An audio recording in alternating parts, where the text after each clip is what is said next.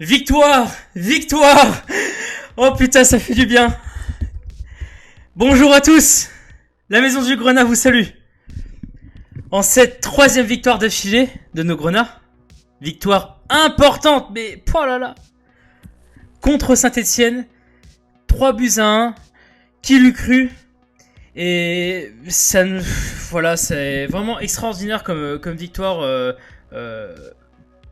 Pour tout ce que ça, voilà, je trouve plus les mots. Grenat Forever, qu'est-ce que tu peux dire, toi? Oh bah c'est bonjour à tous. C'est magnifique. C'est- Attends, non mais voilà quoi. Trois Bon, victoires d'affilée, c'est 3 buts marqués à domicile, mais que demander de mieux? alors l'histoire, faut quand même qu'on l'explique. Tu n'étais pas présent à ce match, une première depuis 2015, Oh la vache. Ah oui, terrassé par... terrassé par, non pas par le coronavirus, hein, nous ne l'espérons pas, mais par autre chose. Et, et donc tu n'es pas venu et tu as loupé ce spectacle. Moi évidemment j'ai fait le déplacement. J'ai fait le déplacement. Non, on a joué à domicile. Je me suis déplacé au stade tout simplement. Et donc les Messins qui ont gagné 3 buts à 1. Alors il y a plusieurs choses à dire sur ce match Grenade Forever. Commençons sans plus tarder à parler du 11. Le 11 de départ. Pas de changement par rapport à Reims, au final. Bah il a mis exactement, il a reconduit, on change pas une équipe qui gagne, Eh ouais, et un système qui gagne. Du coup le 4-3-3 a été reconduit, étant c'est ça. donné que Traoré en plus était de nouveau absent. Donc c'est une première dans la saison que Vincent Aignan remet exactement le même 11. Eh oui. Avec notamment un choix qui faisait beaucoup débat. On parlait peut-être de le fait de mettre Nian encore une fois sur le côté alors qu'on sait que bah, là c'est pas forcément son poste. Là il persiste avec le même 11. Donc ce qui fait que forcément euh, il faut le rajouter, hein, mais évidemment au niveau offensif on se retrouve avec le même trio d'attaque que face à Reims. Encore une fois Udol devant Delaine. Mhm. Voilà. Et ce milieu de terrain, Pajot Endoram Maïga, qui a montré des choses très intéressantes contre Reims, reconduit encore une fois. Évidemment, la perte de deux centraux qui commence à emmerder beaucoup d'équipes depuis Strasbourg. Ça commence à être intéressant. Et puis les deux latéraux, comme on a dit, et Okidja, évidemment, dans les buts, qui a été encore une fois plutôt extraordinaire sur ce match de ce soir. Ce qui s'est passé, Grenoble Forever, c'est que le match était chiant en première mi-temps. On peut le dire. Mhm. On est d'accord. Fermé. C'était fermé, c'était de la Ligue 1, match très fermé. On sent quand même, Grenade Forever, que les deux équipes, si elles concédaient l'ouverture du score, tu sentais que elles auraient du mal à revenir, quoi. Tellement que c'était fermé, que tu vois.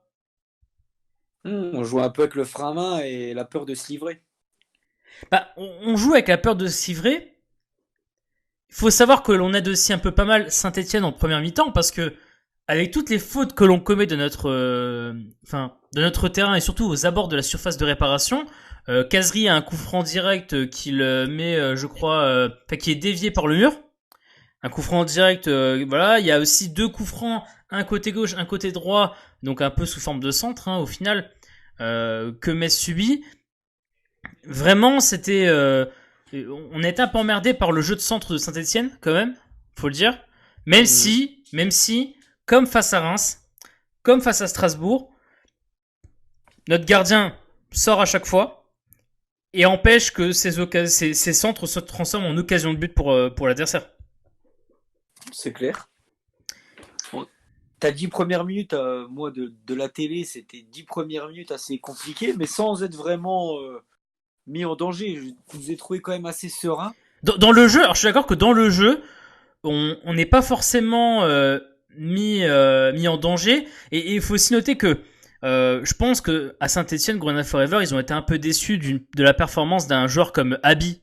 Tu sais, leur attaquant, leur avant-centre, qui Mhm. a été bien muselé quand même par Dylan Brown et par John Boy, au point où à la mi-temps, Abi est sorti par Claude Puel Oui, et on fait rentrer Amouma à la place. C'est pour te dire à quel point l'avant-centre de Saint-Etienne a été totalement inexistant sur la seule période où il a joué, c'est-à-dire la première mi-temps, au final. Et, c'est clair.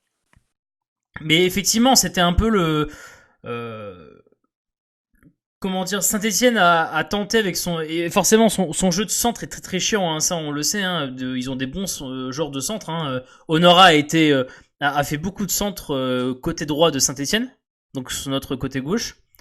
Après, voilà, il y a des joueurs qui sont très techniques, hein, comme Cabaye, comme Mvila. Voilà, Traoko aussi, latéral gauche, qui est aussi très bon techniquement. Donc, beaucoup de jeux de centre, mais encore une fois, derrière, t'as ta défense, surtout ton gardien, qui empêche que les choses se transforment en occasion de but. C'est clair. D'autres choses à dire, Grona Forever, avant qu'on vienne à l'élément le plus croustillant, d'un point de vue sur le milieu de terrain. Qu'est-ce qu'on a pensé? Ah, j'ai bien aimé. Encore une fois, on voit un milieu de terrain qui ne se marche pas sur les pieds et où oui. chacun respecte sa zone. Et ça, c'est intéressant. Endoram, force est de constater que malgré le peu d'estime que j'ai pour l'homme, le joueur commence à me plaire de plus en plus. on voit pas pourquoi. Oui, mais comme je dis, le joueur commence à me plaire de plus en plus. Ah, il a été très très bon en numéro 6 hein, sur ce match. Hein. Alors, il cherche pas à faire des choses compliquées, mais tout ce qu'il fait dans la simplicité, c'est bien.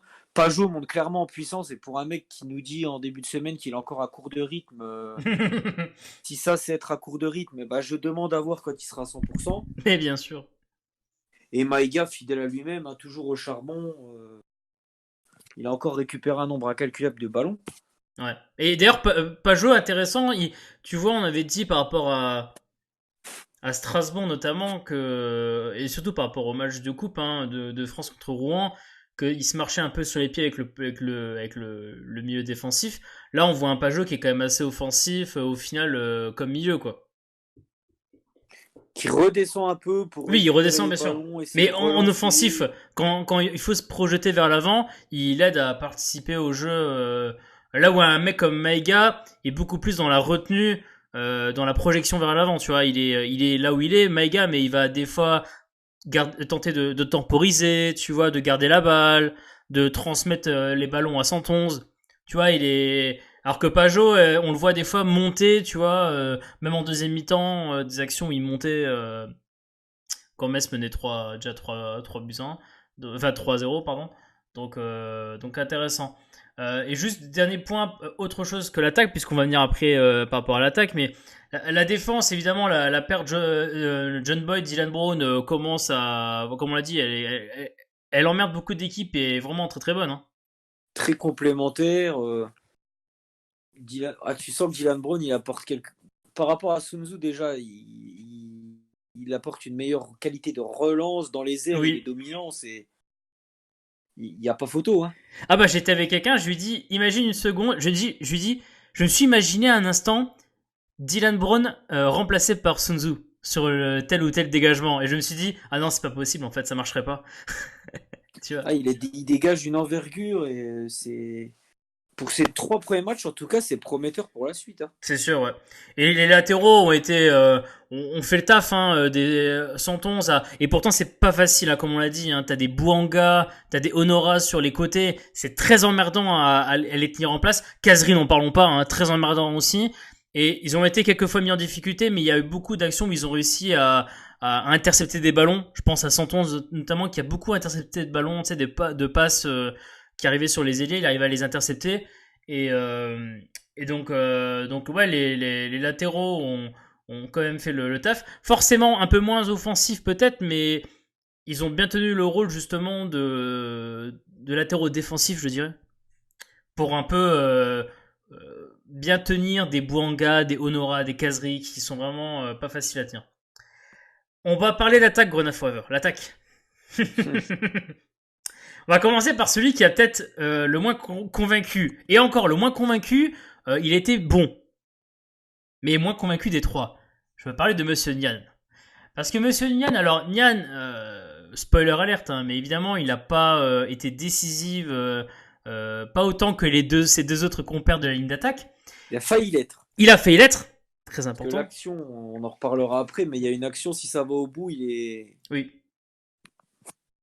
Ça aurait pu donner quelque chose. Mais Nian, certains l'avaient relevé dans un peu les commentaires que j'ai vus à la mi-temps sur mon téléphone. Mais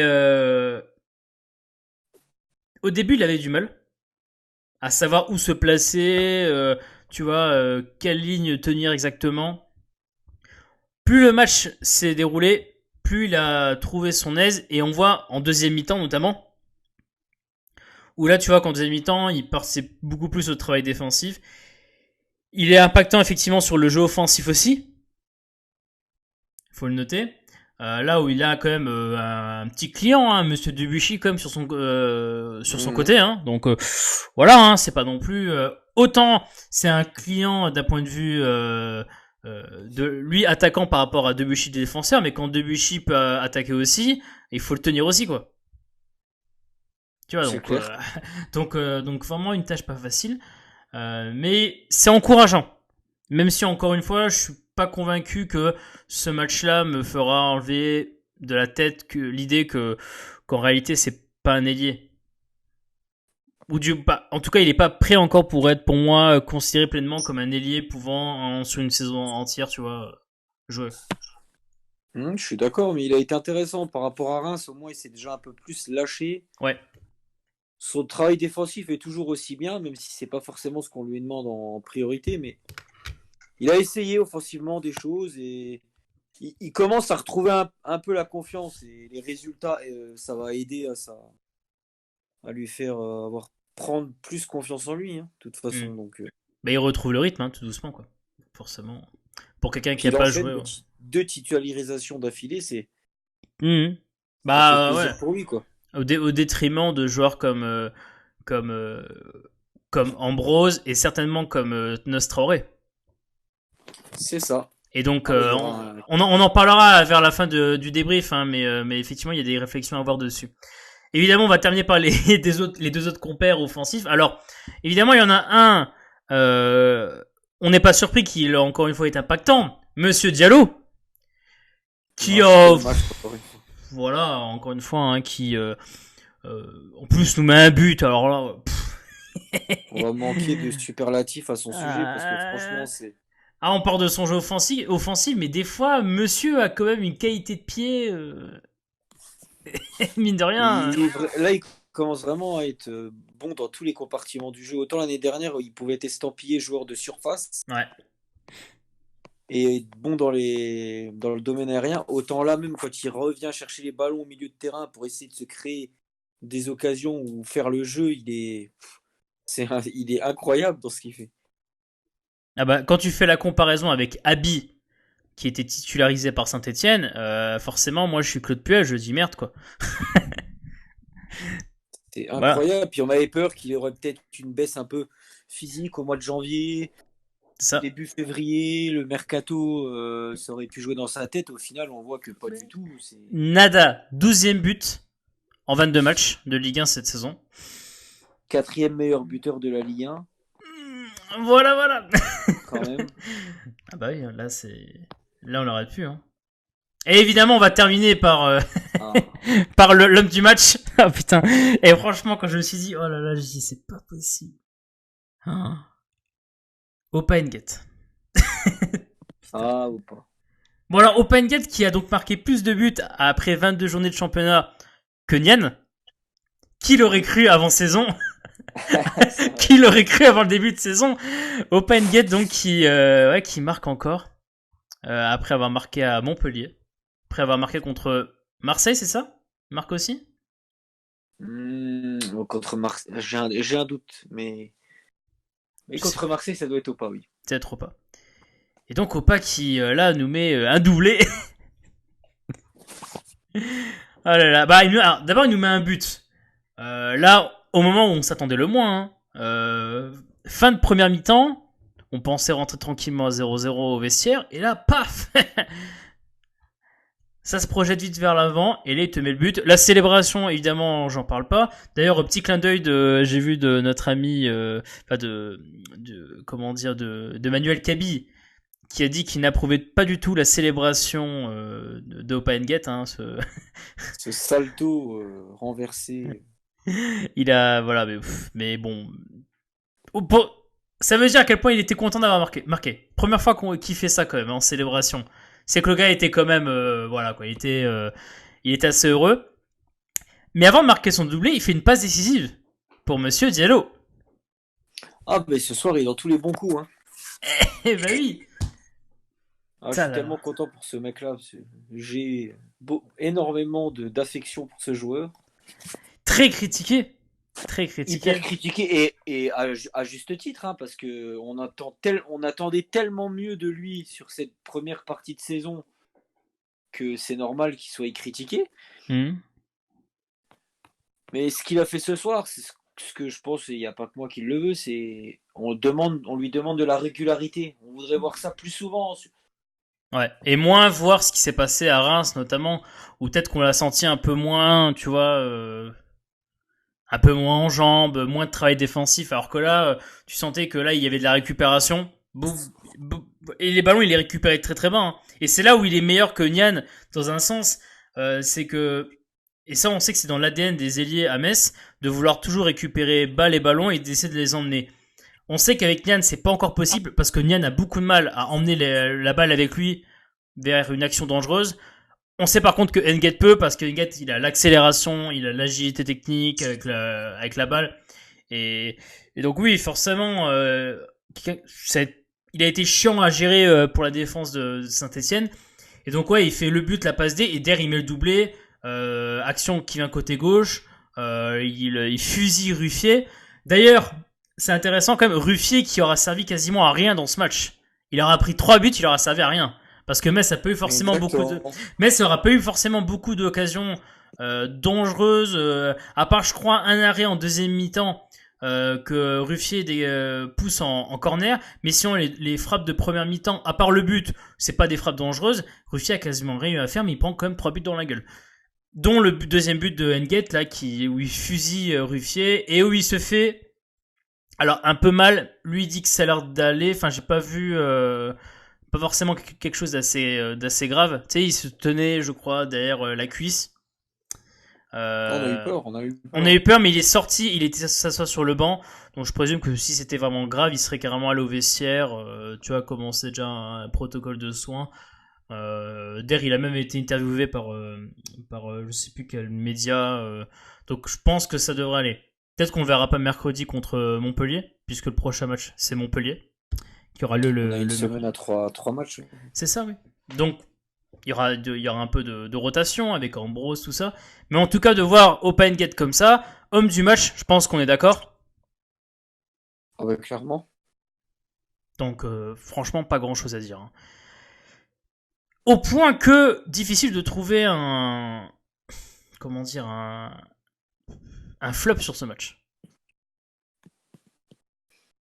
Ah ouais, sortir un flop dans... C'est dur, hein. On aurait pu penser...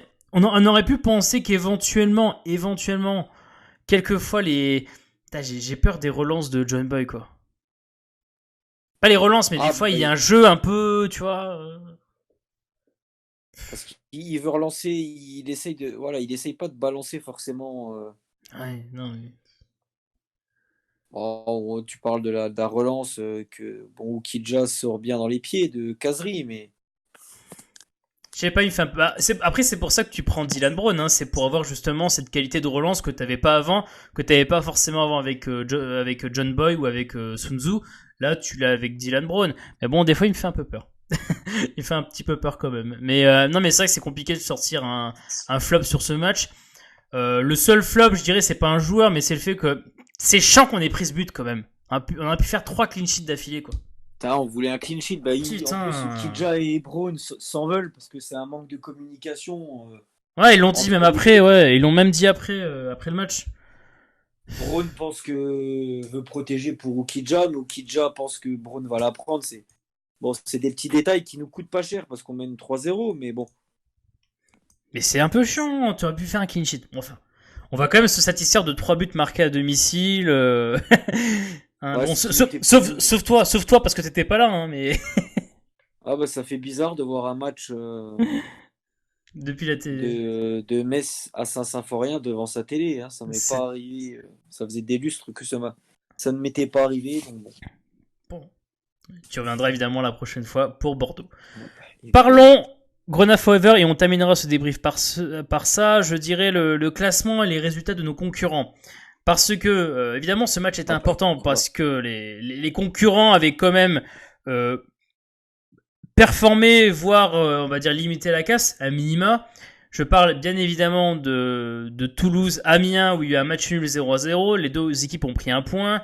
Dijon a battu Brest 3-0. Importante victoire pour eux. Également, pour le signifier, on pouvait le dire aussi que Strasbourg qui perd contre Lille. C'est pas non plus inintéressant quand on voit le fait que l'on remonte tout doucement, mais sûrement vers le milieu de tableau. Non mais sans déconner, juste le seul truc c'est Nîmes aussi. Surtout, Nîmes qui a battu Monaco. 3-1. Un peu surprenant comme résultat, et ça nous a un peu embêté en avant-match de se dire putain on a ça à gérer, donc même un match nul c'est un peu compliqué. Au final on prend la victoire, et on prend une victoire qui nous permet tout simplement d'avoir la 16e place, 26 points. Donc quand même aucune défaite sur nos 5 derniers matchs, c'est ça hein, Grenade Forever? 3 victoires de nul sur nos 5 derniers matchs. C'est ça. 7 points d'avance sur le barragiste. Pour information, hein, juste si vous n'êtes pas un peu courant, c'est le meilleur bilan sur les 5 derniers matchs, je parle. Hein. On a fait un meilleur bilan que, je suis en train de regarder, hein, mais on est quasiment que les équipes de la 20e à la 6e place, à peu près. Voire même plus. Voire même plus. Montpellier, on a fait un meilleur bilan que Montpellier sur les 5 derniers matchs, que Lille aussi sur les 5 derniers matchs. Un meilleur bilan que Rennes sur les 5 derniers matchs. Il y a que Marseille et Paris qui ont fait autant ou mieux que nous sur les 5 derniers matchs en termes de points récoltés. Évidemment, tous les adversaires n'ont pas été les mêmes, donc ça a relativisé. Mais sur la tendance actuelle, on va dire que c'est assez encourageant. Et évidemment, par rapport à nos concurrents directs, on fait beaucoup mieux. Pour information, Saint-Etienne qui avait un peu sauvé la casse en remportant une victoire un peu inespérée contre Nîmes. Par contre, perd son 4e match sur 5 rencontres, sur leurs 5 dernières rencontres. Donc Metz remporte. Metz a gagné autant de matchs sur la phase retour que sur tout l'ensemble de la phase aller. Bien sûr. C'est quand même une stat impressionnante, ça. C'est vrai. En tout cas, c'est une stat impressionnante au point où maintenant nous sommes revenus à 2 points, voire 3 points d'équipe comme donc Saint-Etienne 2 points devant nous, Brest est à 2 points devant nous, 14e, 13e Monaco est à 3 points devant nous. Angers, Strasbourg, Bordeaux ne sont qu'à 4 points, sachant que on va jouer Bordeaux aussi dans une semaine. Donc là, il n'y a qu'une occasion aussi de se rapprocher et d'avoir un matelas très important, notamment, et là je pense que c'est là le plus intéressant, évidemment, c'est Amiens qui est 18e, barragiste, et Metz a 7 points d'avance sur eux. Plus gros écart de la saison, et c'est pour ça que c'était le Amiens-Toulouse match nul était le résultat qu'on attendait le plus. Hein. Ouais. Parce qu'au final, on a donc 7 points d'avance sur Amiens, on a 8 points d'avance sur Nîmes, malgré leur victoire. Malgré leur victoire, hein, assez surprenante. Et après, bon, par rapport à Toulouse, là, tu as quand même déjà 13 points d'avance sur Toulouse, quoi. Donc ça, c'est important. C'est aussi important pour la suite, et on peut se dire qu'on a peut-être un joker à Montpellier, parce qu'on sait que ça va pas être facile. Si on peut prendre un point, ça me va. Voilà. On a quand même dans une partie de tableau en bas où personne ne prend des points, le FC Metz, un petit matelas qui est pour moi déjà conséquent. Hein. D'autant que, et on peut déjà un peu, je dirais, en parler de la suite, mais Amiens, je crois, joue à Lyon. Donc on peut se dire que si les Lyonnais ayant perdu en plus aujourd'hui... Ouais. Vous avez à l'écran, mais... donc là, vous avez les matchs à l'écran, mais Nîmes reçoit Dijon. Voilà, c'est encore un match entre deux concurrents. C'est ça. Brest reçoit Bordeaux. Donc là, ça peut être vraiment intéressant parce que si derrière, tu peux, pourquoi pas, déjà commencer à voir la suite. Toulouse reçoit Strasbourg. Lyon reçoit Amiens. Reims reçoit Nice. Montpellier, donc on nous reçoit. Et Saint-Etienne reçoit Marseille. Là aussi, important parce que mine de rien, Saint-Etienne, qui n'est qu'à 2 points devant nous, réception de Marseille. On peut voir déjà aussi un peu Saint-Etienne, quoi. Ils sont qu'à 2 points devant nous. Donc nos concurrents quand même ont une tâche pas facile, surtout le Nîmes-Dijon qui est là va être très intéressant à surveiller. Un match nul, ça serait bien. Un match nul, nous prenons. C'est clair. Ou à défaut, une victoire dijonnaise, comme ça Nîmes reste Ouais, comme ça, Et Nîmes. après, nous, Ouais. nous, si on arrive à gratter un point à Montpellier, qui en plus va être revanchard après avoir pris une rouste Contre Paris. contre Paris, C'est ça. Ouais. On est d'accord, on est d'accord. Bon, Grenade Forever, nous avons fini ce débrief. J'espère que vous avez apprécié le contenu. Prochain débrief, évidemment, on fera une vidéo pour Montpellier, hein, bien évidemment. Si vous avez aimé ce podcast, n'hésitez pas à liker, le petit commentaire pour nous dire un peu ce que vous avez pensé de cette rencontre. Pour ceux qui ont été au stade, nous dire un peu votre impression de la rencontre depuis le stade. Et on vous retrouvera pour une prochaine fois. Merci Grenade Forever. merci à toi. Et on vous dit à la prochaine.